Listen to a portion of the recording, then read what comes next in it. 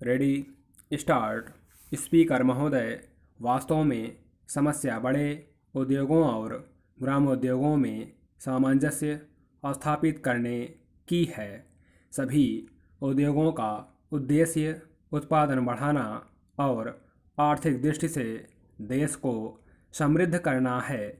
हमें देखना यह है कि इन उद्देश्यों की पूर्ति के लिए भारी उद्योगों और घरेलू धंधों को देश के आर्थिक जीवन में क्या स्थान दिया जाए। मैं मानता हूँ कि ग्रामोद्योग तभी पनप सकते हैं जब उनके लिए पूरी सुविधाएं हों और एक विशेष प्रकार का वातावरण पैदा किया जाए। जहाँ तक सुविधाओं का संबंध है, योजना आयोग और भारत सरकार ने यह सिद्धांत रूप से स्वीकार किया है कि इन उद्योगों को ऐसी सुविधाएं दी जाएं जिनसे खादी और दूसरे धंधों को प्रोत्साहन मिल सके और साथ ही बड़े उद्योगों पर भी बुरा प्रभाव ना पड़े। इसलिए मैं समझता हूँ कि हमारी समस्या ठीक प्रकार की सुविधाएं सुझाने की है। प्रत्यक्ष सहायता के रूप में सरकार ने अभी तक जो कुछ किया है उससे खादी को कुछ ना कुछ प्रोत्साहन मिला है। खादी के लिए एक क्षेत्र सुरक्षित कर देने के प्रश्न पर भी विचार किया गया है, जिससे खादी और मिल के बने कपड़े के बीच प्रतिस्पर्धा न रहे।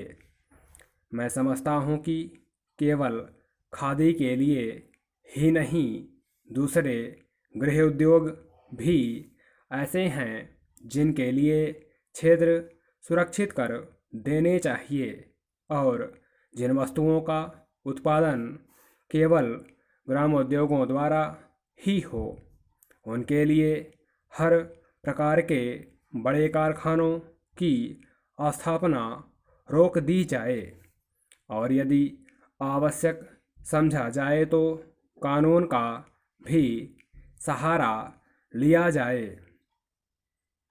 ग्रामोद्योगों को जब तक सरकार की ओर से प्रोत्साहन नहीं मिलेगा और बड़े बड़े कारखानों के साथ उनकी प्रतिस्पर्धा होने दी जाएगी, तब तक उनका पनपना असंभव नहीं तो कठिन अवश्य है। आज तो उनको प्रोत्साहन मिलने की अपेक्षा बड़े बड़े कारखानों को माल ढोने के लिए रेल भाड़े की तथा अनेक प्रकार की दूसरी सुविधाएं अधिक मिल रही हैं और ग्रामोद्योग एक एक करके नष्ट होते जा रहे हैं। इस नीति में केवल परिवर्तन ही नहीं किया जाना चाहिए, बल्कि इसको दूसरी ओर मोड़ देना चाहिए और छोटे उद्योगों को प्रोत्साहन देने के लिए उन्हें सभी प्रकार की सुविधाएं मिलनी चाहिए। उनके लिए केवल आर्थिक सहायता ही काफ़ी नहीं है। मैं जानता हूँ कि सरकार ने बड़े बड़े कारखानों की सहायता के लिए करोड़ों रुपए की सहायता दी है अथवा उनको बचाने के लिए कर के रूप में जनता पर अरबों का बोझ लादा है। उदाहरण के लिए चीनी को ही लीजिए।